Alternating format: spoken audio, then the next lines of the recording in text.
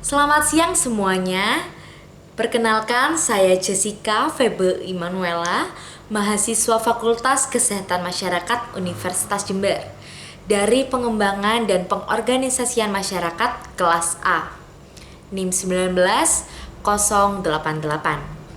Di sini saya akan melakukan kegiatan body mapping dengan wilayah sasaran RT 6, RW 8, Pedukuhan Ngopak, Desa Arjosari, Kecamatan Rejoso, Kabupaten Pasuruan. Sasaran dari body mapping ini adalah warga RT 6 sendiri dan juga dihadiri oleh key person di daerah ini, yaitu Ketua RW, Ketua RT, dan juga tokoh masyarakat.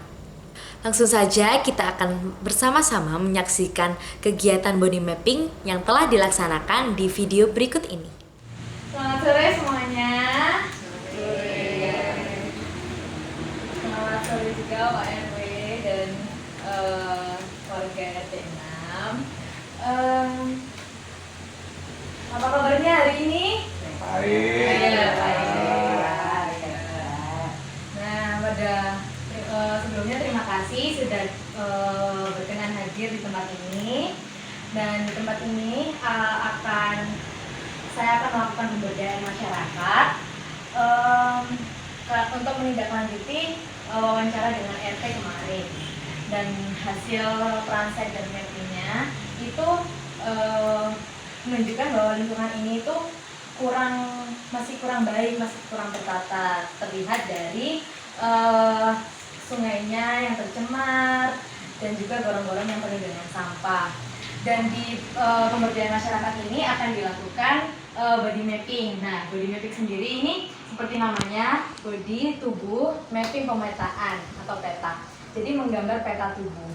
Dan di sini saya mau menanyakan kepada Bapak Ibu semua dan adik-adik, apa sih permasalahan kesehatan atau penyakit yang sering muncul karena sungainya yang tercemar ini? Kira-kira apa? Nyamuk, ya, ada lagi diare, gatal, apa lagi? Sakit perut, ya. Diare sakit perut Iya, benar. Saya mau minta satu relawan untuk jadi model di body mapping ini. Kira-kira siapa? Ayo. Oh ya, silahkan.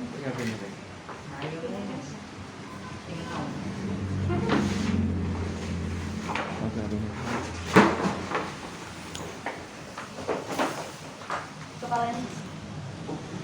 Iya. Dan satu relawan lagi untuk kakimu aja yang ke bawah. Dan saya minta tolong satu relawan lagi yang mau menggambarkan di tepiannya saja. Ayo, Mak. Nah ya, silahkan.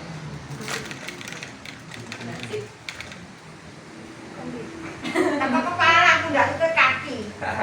Dari kepala bisa. Iya, kepala.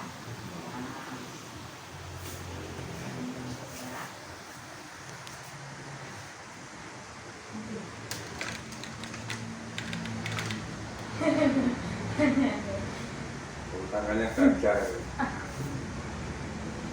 Ya.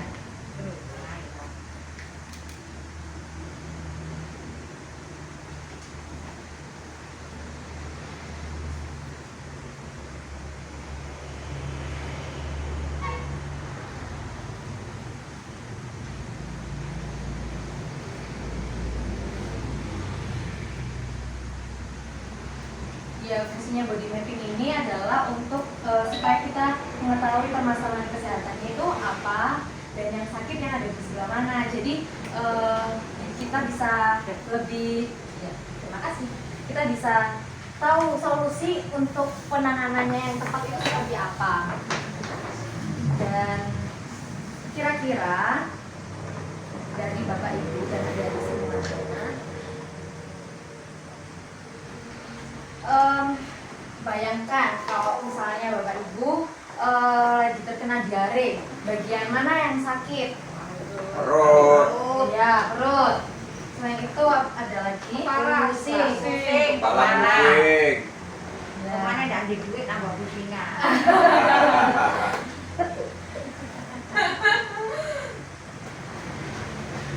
Kemudian panas pantatnya. Demam. Iya. Demam. Gemeter. Gemetar. Jantung depan. Dehidrasi.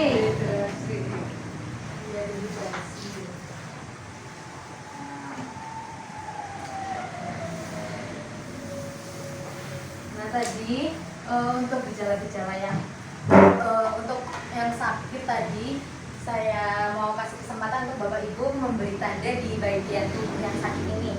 Silakan mungkin dari adiknya. Sakitnya yang di sebelah mana dikasih tanda lingkaran dulu, ya. Ya, Untuk diare ya. kasih tanda di sini. Tarik. Perutnya kenapa? Ya, melilit. Perut melilit, kasih set, melilit.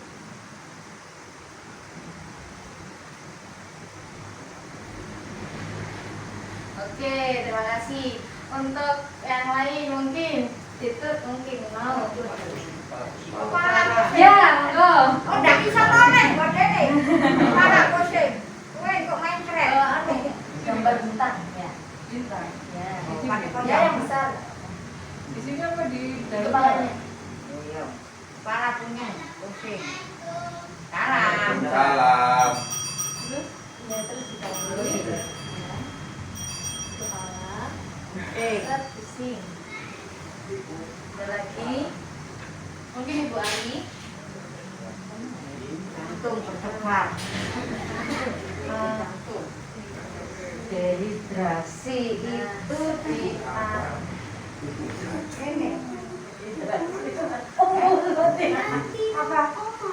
lingkaran segitiga. nanti ya. Ya. Iya wes apa-apa wes. Masih anu. Ambulan kok wes, Mbak. Diambil itu nih gorgennya. Ambil gorgene masukno. Nah, Nah, tambah peti. Mungkin mau tambahan lagi. Ini boleh lebih dari satu. Kepala lagi nggak apa-apa. Mungkin. Oh ya, Dengkul iku lho linu biasa Ya. Dengkul Pak. kaki Kaki. sebentar. Kaki bekak. Apa asam urat Pak? Asam urat Pak. Tulisan Pak. Pak, itu lain jalan. Tadi rambut di Panas dalam. Tenggorokan panas dalam Pak. Ya, boleh, boleh. Tulisan Pak. Bibir. Nggak apa-apa. Tulisan iya tulisan. Iya, Pak. Tulisan Kami apa kan tulis? kami kan jadi. Mana bibir? Jadi Ya, guys, kemudian ke arahin. gambar Bawahnya. bunga. Bibir. Nih. Bibir. Bibir panas dalam. Bibir kering kena. Aduh, aduh. Itu apa ya? Paru Ibu. Panas dalam berarti di tenggorokan. Tenggorokan. Tenggorokan. Nek bibir kering. Tulisan no kayak gitu. Ya, deh, pinter. Iya, bibir kering Pak. Ya, di monggo. Tulisan Pak. Nggak bisa penulis. Ya. Pak Firman itu loh. Oke. Enggak, kan wes. Nggak weh. Boleh. Kok keliru tulisannya wong tua ya? Saiki bisa Bibir iki. kering. Bibir kering Mas Benak. Ini wes. Tuh kering Mak. Ya apa no Nak? Baik, kembang tandanya bunga ini tuh loh. Kering Mak. Ya ngono Mak. Itu bibir mekar kalau itu.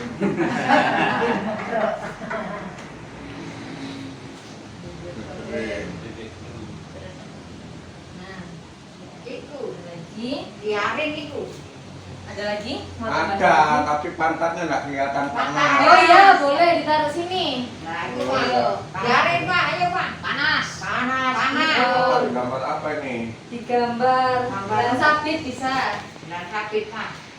Lewati gambarnya itu tidak itu. Anus ya. Bubur. Bubur. bubur panas. Ya. Anu digaring. Baru gitu, pakan Apa panas? lek bubur panas enak. Nah, kira-kira dari bagian tubuh yang sakit ini kan karena diare. Nah, menurut Bapak Ibu semuanya, diare ini sebenarnya disebabkan oleh apa? Makanan. Ya, makanan. Ya. Makanan. Makanan. Apalagi? Lingkungan. Bakteri. Ada lagi? Lingkungan kurang bersih. Oh ya, benar. Ada lagi? Salah makan. Ya, boleh. Bisa juga karena alergi makan itu juga bisa. Nah, sebenarnya diare ini apa sih? Diare ini adalah buang air besar dengan konsistensi lebih cair yang lebih dari atau sama dengan 5 kali. Jadi kalau misalnya masih 4 kali, 3 kali itu masih belum bisa dikatakan diare. Jadi diare ini kalau misalnya BAB-nya sudah 5 kali, 6 kali itu sudah termasuk diare. Nah,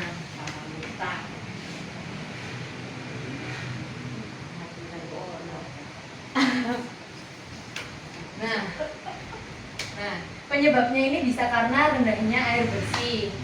Kalau misalnya airnya ini nggak bersih, otomatis terkena adanya bakteri patogen. Ya, bakteri patogen ini adalah bakteri yang membawa penyakit di tubuh manusia. Bisa karena sanitasi lingkungan yang buruk seperti yang dikatakan di buku tadi.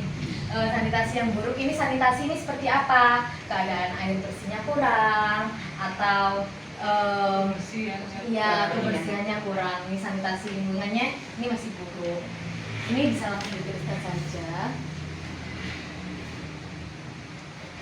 Bisa juga karena hygiene perseorangan yang kurang perhatikan. Hygiene perseorangan ini kayak keadaan seseorang ini susah, ya kebersihan tubuhnya ini kurang. Misalnya kurang cuci tangan atau tidak memperhatikan kebersihan rambut, kulit, gigi, kaki, tangan, dan kuku. Itu kalau misalnya tidak dijaga dengan baik akan menyebabkan diare, kumannya masuk ke tubuh kita. Nah, kira-kira bakteri apa sih yang menjadi penyebab diare ini? Nama bakterinya ini bakteri Salmonella. Nah, bakteri Salmonella, ya, bakteri Salmonella ini penyebab ya infeksi saluran pencernaan. Salah satunya itu diare. Nah, kalau misalnya di lingkungan kita sendiri, sebelum itu bagaimana cara mencuci tangan yang baik ini seperti apa? Nah, membasahi tangan sebelum menggunakan sabun dengan air bersih yang mengalir. Kenapa harus mengalir? Kenapa kok nggak boleh yang dikobokan atau cuci tangannya? Iya, bener. Nanti bakterinya kembali lagi. Jadi harus dengan air yang mengalir. Kemudian dituangkan sabun. Rekomendasinya sabun cair supaya tidak terkontaminasi oleh bakteri dari tangan yang lainnya. Diusapkan, digosokkan ke seluruh bagian tangan, bisa di telapak tangan, di punggung tangan, sela-sela jari, bawah kuku, di sini ini juga dibersihkan. Kemudian cuci tangan yang baik ini apakah 5 detik sudah cukup? Belum. Apakah 3 detik sudah cukup? Belum. Oh iya, selamat datang Pak RT. Iya. Nah, jadi minimalnya itu antara 40 sampai 60 detik baru kuman-kuman di tangan kita ini baru bisa hilang, dan dibilas lagi dengan air yang mengalir. Kemudian bisa dikeringkan dengan handuk, tisu, ataupun dikeringkan sendiri dengan udara. Nah, kalau di lingkungan kita sendiri, kira-kira yang bisa dilihat sebagai penyebab diare ini apa sih? Misalnya, ini saya punya sungai di sini. Ini keadaan sungai kita sebelum tercemar. Nah, penyebabnya sungai tercemar ini apa sih? Buang sampah sembarangan. Buang sampah sembarangan. Dari Buang sampah di sungai ya. Buang sampah. Ya, kotoran sapi. Nah, Manusia yang mengalir di kali. Apanya manusia? Teten ngono iku. Kotoran itu. nah, buang sampah ini bisa berupa apa saja Barang sampahnya. banjir. Sampah rumah tangga. Sampah plastik. Ya, terus apa lagi yang nggak bisa nih? Kaleng. Terus plastik juga. Nah, ya, itu semua yang membuat sungainya tersumbat, tidak mengalir lagi dan tercemar. Kemudian ada apa lagi untuk yang membuat sungai tercemar? Limbah rumah tangga, ini juga termasuk limbah rumah tangga. Pabrik. Limbah pabrik. Limbah pabrik juga. Ini yang membuat sanitasi yang baik. Ini seperti buang air di sungai. Ya. Jamban. Jamban itu enggak oleh tak jangan. Iya, benar. Jamban apung itu tidak boleh Ya. karena nanti fesesnya langsung bertemu dengan air. Jadi nanti akan menyebabkan sungainya makin tercemar dan menimbulkan banyak bakteri patogen. Ini. Kalau misalnya satu hari satu orang bisa buang air besar 1 kali, di dalam rumah ada 5 orang. Jadi ada 5 juga yang 5 Yang- kotoran yang ya. ngintir itu. iya benar. Nah, ini buang sampah di sungai, ini juga akan ke sungai. Bahaya Bu. Iya, juga akan polusi udara. Yang ketiga, apalagi tadi di ini berarti cuci tangan yang kurang baik itu juga termasuk.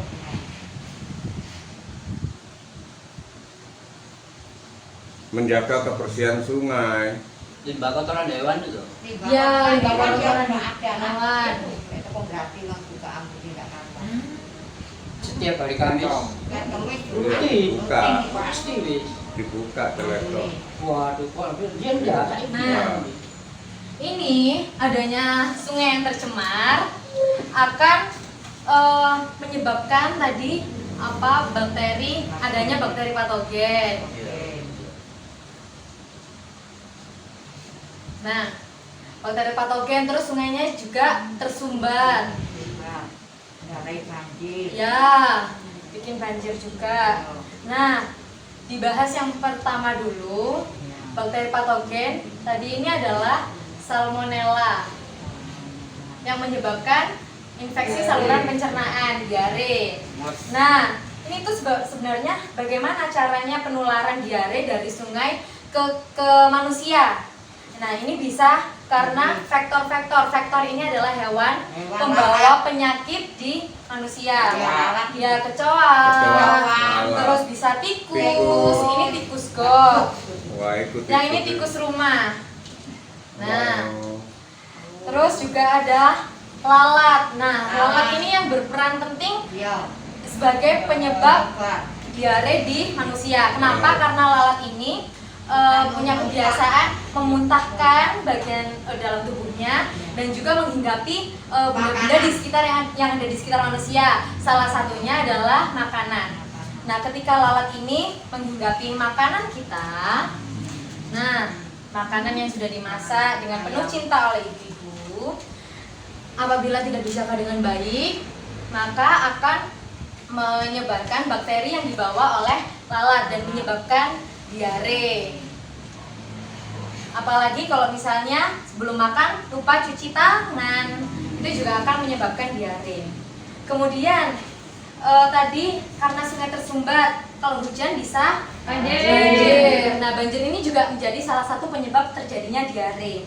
Kenapa? Kalau misalnya air banjir, itu kan berarti air dari sungai, air dari selokan, itu juga masuk ke rumah kita, ke rumah warga, dan akan mengkontaminasi seperti alat-alat makan dan juga alat-alat masak yang ada di dapur ibu-ibu. Nah, ketika dimakan oleh anggota keluarga akan menyebabkan sakit, salah satunya diare. Nah, seperti itu.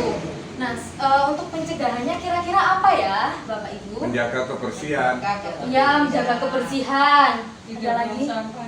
Ya, tidak buang sampah di sembarangan. Ada lagi? BAB di tempatnya. Ya, BAB di tempatnya.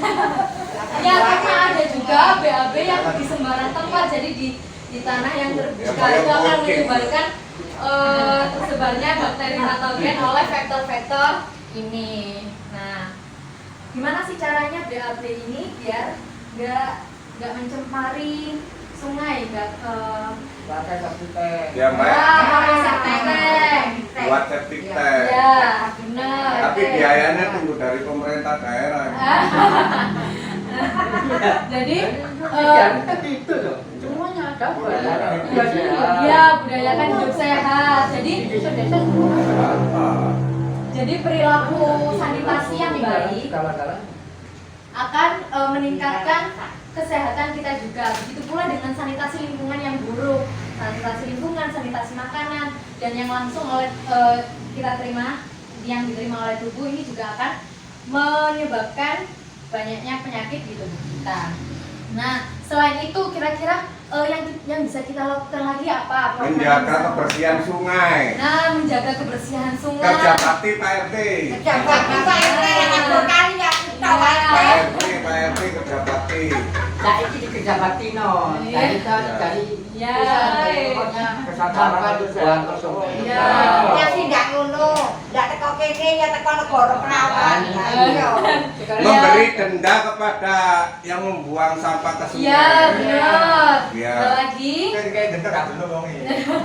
menjaga kebersihan makanan Iya, ini seperti apa? Ya, Ditutupi. Ya. Benar, supaya tidak ada lalat yang menggigap. Langsung Nah. dihabiskan. Ya, benar. Makanan yang disimpan akan mengurangi kualitas dan gizi dari makanan itu sendiri dan akan menyebabkan ada yang bisa kena gizi buruk, stunting dan lain sebagainya, itu juga karena makanan. Nah, dari banyaknya pencegahan program-program yang sudah ditawarkan Bapak Ibu tadi, kira-kira 3 program utama yang bisa kita laksanakan itu seperti apa ya? Membersihkan sungai. Kerja bakti membersihkan sungai. Ada lagi? Mungkin bisa Ya, kebersihan lingkungan, Ya. sampah pada tempatnya. ya membuang sampah pada tempatnya. Ini bisa dimulai dari sekarang. Terus ada lagi Kebiasaan cuci tangan. ya, benar, kebiasaan cuci tangan. Mungkin 3 program itu bisa dilaksanakan. Sosialisasi warga tentang kebersihan. Ya, benar. Nah, kira-kira tadi disebutkan ini program untuk kerja bakti membersihkan sungai. Kira-kira bisa dilakukan kapan ya? Kapan Pak RT? Katanya Pak RT. Kapan Pak RT? Syuting nggak? Loh, iya. Nanti di shooting itu.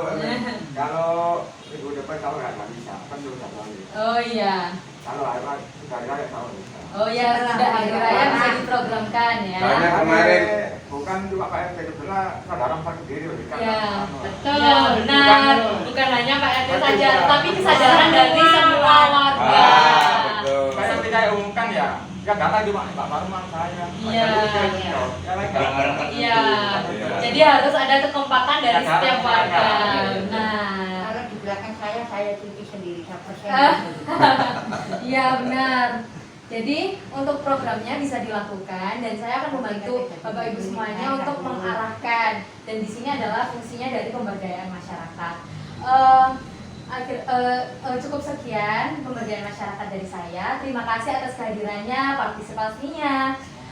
Saya ucapkan terima kasih sebanyak-banyaknya, dan apabila ada kesalahan kata atau tingkah laku dan perbuatan, saya ucapkan terima kasih. Selamat sore. Selamat sore. Berakhir sudah kegiatan body mapping pada hari ini. Saya sangat berterima kasih kepada pihak-pihak yang turut membantu dalam pelaksanaan body mapping ini, dan juga kepada dosen PPM kelas A, Ibu Muri Ririanti SKM Mkes, kedua orang tua saya, dan juga teman-teman seperjuangan yang saya cintai. Atas kurang lebihnya saya mohon maaf dan terima kasih. Sampai jumpa kembali. Selamat siang.